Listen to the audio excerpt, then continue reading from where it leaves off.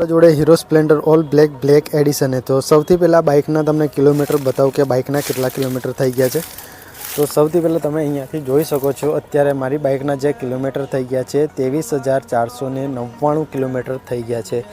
તો આપણે 2 વર્ષ ઓલમોસ્ટ આ બાઇકના આપણે પૂરા થઈ ગયા છે। તો આ બાઇક તમારી જોડે લેવા જોઈએ ના લેવા જોઈએ હું તમને આ વિડીયોના અંદરથી કહેવાનો છું।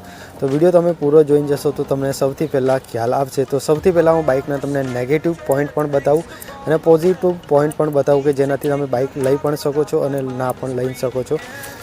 તો સૌથી પહેલાં આપણે સ્ટાર્ટ કરીએ તો આનાથી હું તમને એક મેજર પ્રોબ્લેમ બતાવું કે જે પાછળવાળી બ્રેક છે ને તો મેં જ્યાંથી બાઇક લીધી ને ત્યાંથી મને પ્રોબ્લેમ ફેસ કર્યો છે કે આ બાઇકના અંદર અહીંયાથી કુચુર અવાજ આવે। જ્યારે બાઇક આપણે અહીંયાથી બ્રેક મારીએ છીએ ને ત્યારે ઘણો બધો અવાજ આવે જાણે અંદર ડ્રમના અંદર કશું ઘસડાતું હોય ને એવું લાગે છે। તો તેના માટે અહીંયા આપણે સર્વિસ પણ 2 થી 2 વાર આપણે કાટ કાઢવાનું સ્પ્રે આવે છે સ્પેશિયલ એ અંદર પણ મારી હતી।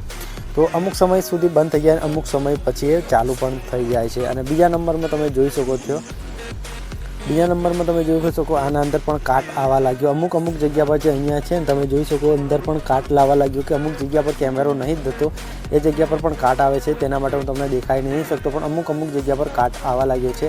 અને સૌથી પહેલાં બાઇકની જે ક્વોલિટીની વાત કરીએ સૌથી બેકાર બાઇકની ક્વોલિટી છે। આ તમે જોઈ શકો અત્યારે કેટલું બધું હલે છે અને પાછળની બ્રેક લાઇટ પણ ઘણી બધી હલે છે। આ અત્યારે તમે જોઈ શકો છો અત્યારે મારી બાઇકના 2 વર્ષ થયા છે અને 2 વર્ષના અંદર આટલું બધું ખકડે તો તમે ચાલુ બાઇકના અંદર ખરાબ રસ્તામાં જો તો બહુ બધું ખકડે છે તો કંટાળો પણ આવે છે। અને ત્યાર પછી પહેલાં જે બાઇકનું જે હેડલાઇટ છે ને એ બહુ ખરાબ છે અને બાઇકના અંદર તમે જોઈ શકો અત્યારે 35 થી 40 વોલ્ટનો બલ્બ આલેલો છે। તો તેના માટે રાત્રે જે લાઇટ આવે છે ને ઘણું બધું ઓછું આવે છે તેના માટે આપણે અહીં મિની ફોગ લેમ્પ લગાવ્યા તમે જોઈ શકો 300 રૂપિયાની પ્રાઇસ છે અને ઠીકઠાક છે ના થોડું તૂટી પણ ગયું છે આપણે ચેન્જ કરાવી દેવાના છે। અને ત્યાર પછી અહીંયા તમે જોઈ શકો આના અંદર ટાઈમિંગ ચેન આવે છે તો ટાઈમિંગ ચેનના અંદર બહુ બધો સાઉન્ડ આવે છે।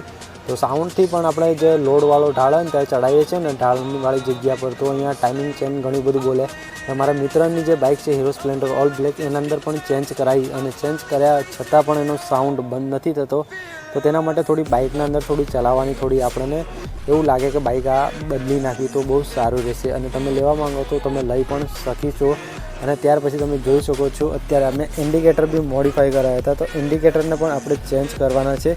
તો આ પણ ઇન્ડિકેટર ખરાબ થઈ ગયા છે અને આ લગભગ મેં 1 થી 2 વર્ષ પણ થઈ ગયા આપણે જ્યારથી બાઇક લીધી ને ત્યારથી જ આપણે ઇન્ડિકેટરને લીધા હતા। તો અહીંયાથી આપણે ઇન્ડિકેટર પણ ચેન્જ કરાવવાના છે અને થોડા સ્ક્રેચ પણ અંદર આવ્યા છે અને સીટ કવર પણ આપણે ચેન્જ કરાવવાનું છે। અને ત્યાર પછી આપણે હૂક પણ લગાવ્યો હતો અને હૂક પણ આપણે અત્યારે તમે જોઈ શકો હૂક પર પણ થોડો કાટ લાગ્યો છે થોડું જામ પણ થઈ ગયું પણ એ આપણું કામ ચલાવે છે।